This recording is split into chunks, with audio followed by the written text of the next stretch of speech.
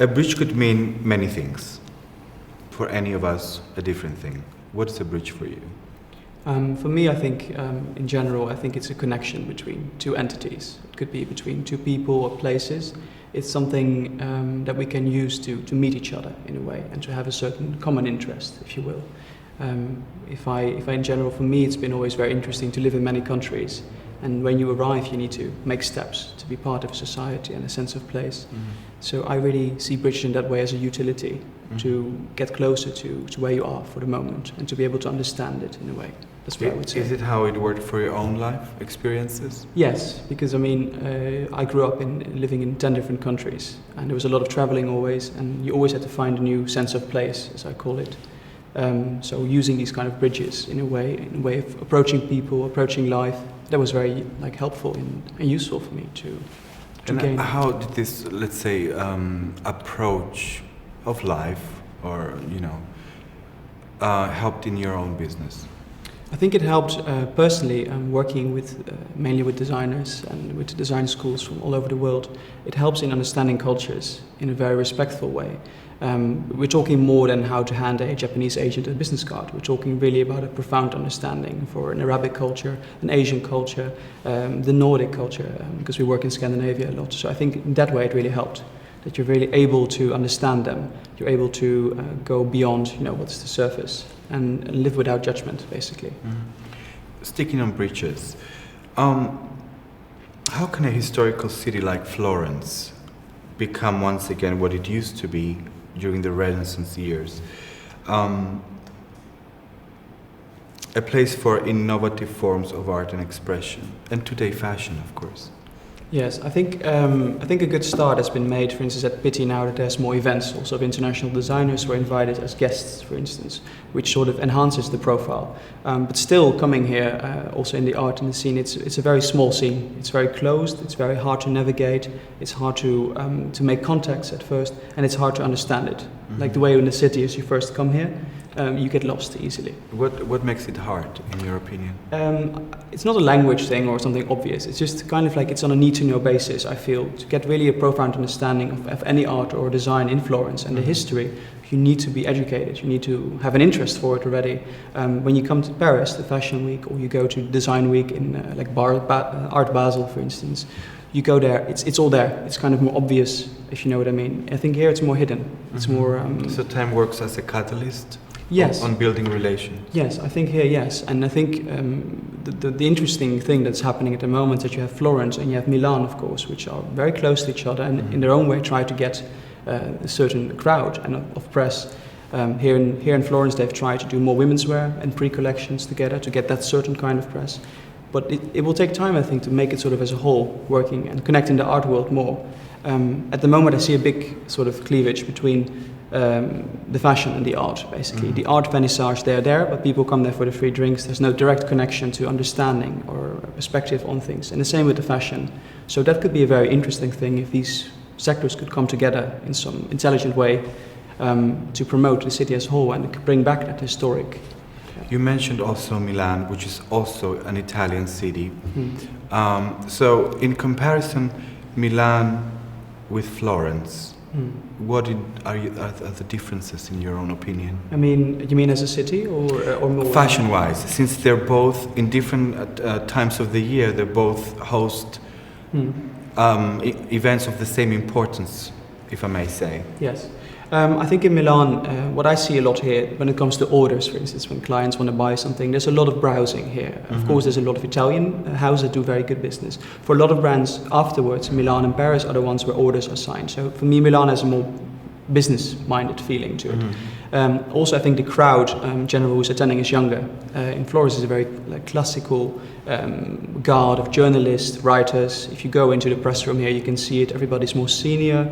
It's very Italian and very innovative. Milan is more young, I think. I think it's more dynamic in a way as well. Whereas here, it's the beauty of Florence is it's very traditional. And the old writers and the old gentlemen who work in fashion houses here, that is the beauty of this. There's this quality and this understanding of craftsmanship. When you go in one of my Nordic suits from a Nordic designer, you're casted from top to toe and you really understand the thread and everything. And that I love about Florence. Milan is more quick, more commercial, I would say, at the moment. Is creation a new language, a utility these days? Is there language one needs to learn?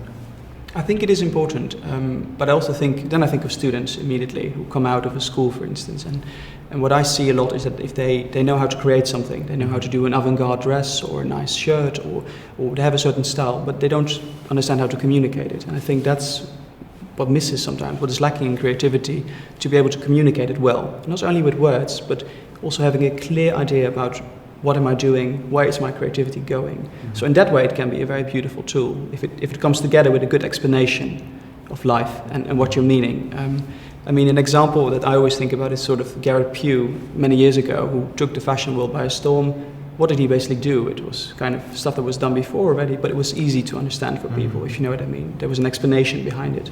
But does everything need to have an explanation at the end of the day? No, absolutely not. But I think if you're talking about creativity as a communication tool, I think it is useful that we know exactly what we are communicating if we're talking about creativity. In general, it brings people together, of course, on a superficial level. It's a catalyst for thoughts, and it can create new moments.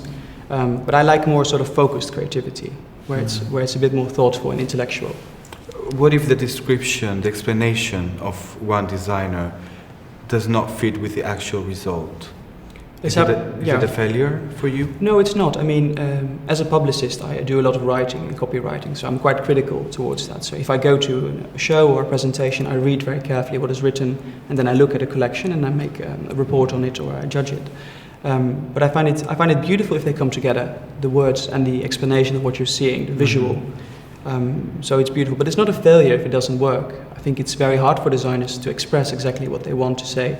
If you look at the old couturiers in Paris, like Saint Laurent, he was awful at describing what he wanted to do, but he just gave it because it's beautiful, or he felt like a color. That's also a way for me of explaining. So it doesn't have to be perfect. In ancient history, monsters were created due to lack of explanation, the ability to explain about things they didn't understand. What about today? How do we perceive things we don't understand? It depends on what field we're talking about. I mean, let's focus on fashion. Okay. I would say in fashion, it's one of the biggest industries in the world where we do have a lot of secrets and a lot of things that are not really there, or sort of concepts that are just hovering above us. Here I also think at the entire concept of collections, how this works, how the designers have a lot of pressure of doing something in the big thing. There's a lot of like a sort of a driven force, sort of a dark, ominous force, always around this kind of industry. It just keeps on going. It's sort of a wheel on its own, and that makes it for me a very large monster, if you would say that there's so much pressure on delivering things at a certain time, and when we're done with something, we move on to another. It's kind of an enigma of fashion. I find it very interesting. And in that enigma also is the part that every season we're so focused on what happens. So those collections deserve all the attention. There's a big fuss around it. So this kind of sort of like fantasy world, I call it sometimes, that we live in. I find that a very interesting, larger part of the fashion, if you would call a monster. It's an undescribable concept that people from the outside don't understand. And in that way, I think there's many like examples in the fashion industry where this works this way. And what do you consider yourself as a monster? Me. I think that for me, recently I've discovered more about myself and how people perceive you. And for me, I think the enigma for me has been not having any real nationality and having this kind of polyform way of being. People don't understand where you're from, and it doesn't matter in a way. So in that way, creating this, without creating it like actively, this kind of man behind it in all modesty, who doesn't stand out, who doesn't have a Twitter or a Facebook, as you know. Kind of going back to the core in a way, and maybe creating a sort of own monster in that way. Yes.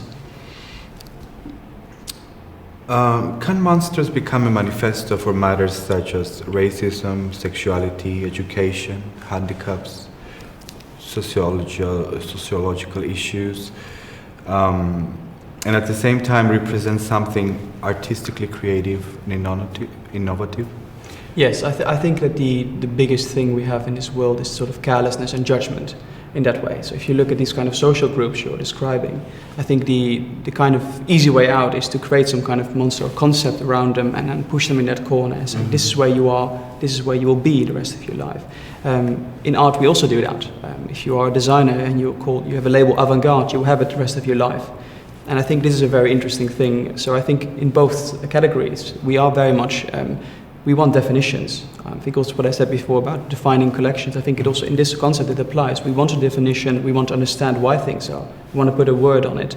So putting people in certain boxes or creating a concept around them, I think it's very relevant. But can something monstrous always be something negative, or it can be also something beautiful? I think it can be both, but we're talking about social groups. I think it is a leaning towards more the racist kind of negativity in general. When we're talking about art and design, of course, there's also beautiful labels we can put on things and beautiful concepts we attribute to certain designers or to work we see around us. So it's a very dual thing. In society, I've always seen it. I always feel when people need to define something, they're afraid of it, and that's why I see it more in society as a more negative concept and connotation. Focusing on fashion, could you give me a few outstanding fashion monsters? You mean as in a general concept here? Yeah. For me, I think one of the interesting thing about fashion is its incapacity of communicating itself to the outside world. I find that a very interesting concept. If you look at old fairy tales, they create sort of a world that we can't reach in a way. And I think our industry is very good at that. It's very poor at describing it. If I look at Scandinavia, if I may, the newspapers have no idea what fashion means. For them, it is still a concept of weird people who are dressed in a sort of expressive way. They don't understand the business side, for instance, of it. And I think that's an interesting monster that's been created, the poor communications of what design is about and how things work. That we're very unable to explain this. I think that's one thing. But where you come from, you do have a heritage of design in general, like furniture, which was really powerful for 100 years. How come they don't understand fashion, in your opinion? I think because with furniture it's kind of a more tangible concept, especially in Scandinavia. You make something beautiful out of oak, it has a shape, it has utility. That is interesting for people. When people look at a dress, they don't always understand its utility. Why does it need to be created? Why, again, this concept, why do we have 4 collections a year? Why is it like this? The problem is also then that, especially in Scandinavia, designers can be very bad at describing why they do certain things, or why they pick a fabric, why they make an arm or a sleeve shorter or longer. So I think in furniture it's always been more as a coveted object. People want to have it. Yes. And I think we have that less in the north. In the Nordic countries, this desire. It's a very uniform society. People buy the same things, and the same goes with furnitures. You know, if you look at the big design people, they all have the same chairs in Copenhagen. It's all like a corner sofa, big TV, and maybe an old Arne Jacobsen little chair or clock on the wall. That's basically it. And with fashion, it's the same. Okay, moving to fetishes. Why do certain materials, opposite materials, like lace and leather, have such strong link to sex? I think, that's maybe a question that's a little bit easier to understand quickly. I think it's very obvious. I think people have always associated leather with something mysterious. It can be a very appealing quality to see a beautiful leather jacket on a man, for instance, or a beautiful leather skirt on a woman. There's something erotic about the feel of it, if it's shiny, about the reflection of it, the texture. Focusing on the erotic, why erotic? I think because, when I think of like eroticism also in the older days, it was... when we look at skirts, how they became shorter and shorter, it's about revealing something or drawing attention to something. And I think with leather you do that exactly because of the special texture it has, because it's a brave material to wear. Not a lot of people can pull it off. I myself can't. I find it very interesting to see. So it draws attention to people, it lures you in, if you will. Looking at lace, again, the revealing of parts of a body, you immediately go for it. If you have a beautiful leather skirt with a lace trim, it draws attention to that part of a body, which can be a leg, for instance, or a hip.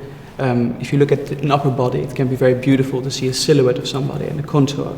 So I think in that way, it's a very sexual observation that can be given to it. How it is that a brand can pose intense passion to its consumers today? How they people standing in queues in a frenzy of agony on how I'm gonna get this product, this jacket or bag or purse or whatever. Why? How can a brand have such a strong power over the I think it's, well, unfortunately, it has a lot to do, in my opinion, with sort of generalization, copycats, where we're going to feel, if you look at Hermès, their Birkin bag is an example of it. It's a bag people wait for years. Why is that? Is it a very special design? No, it has an historical connotation. It was named after a woman who was once very inspirational. But I think it's also people see this. Again, they want it. They see it with other people. It's a relatively okay object that is quite casual to wear. And it becomes a prestige. And I think that's why people wait it. I think with lower end markets like H&M, who does a lot of collaborations at the moment, some very good, some less. It's about creating a hype, putting a name on something, and people, that's an expensive thing. I normally can't get it, now I can get it, so I will stand in line for it. So a product can be a bridge for people to be connected in a prestigious way and considered as prestigious. I think obviously yes. I mean, if I look at what people are trotting around with who sort of have a success, I think with men it can be watches. That can be a thing that they would like to have, to show I can afford this. We all know an average Rolex how much it costs. It can be a sign of that, of success in a way. People like to show it, I think, in general. And with women, I also see that I think many of the beautiful senior editors of magazines in the world, they have a certain way of dressing. They have several outfits, and it's all very prestigious in a way. And of course, there's a lot of looking at each other. What do they have? What can I get? And not always in an intellectual way. But I think it's about this accessibility. And then if I have it, well, they also have it. This kind of looking at each other and comparing constantly. So it can work also as a bridge? I think yes. I think people meet in this kind of affliction. If you look at a long waiting line in front of an H&M in London, I think people brother over it. They're together in it. They're fascinated by this, and they, under no circumstance will they leave. The rain, the hail. Well, we all know London weather. It can be quite awful. People stick together indeed for this joint fascination of coveting is one object, which I always find very amusing to think of.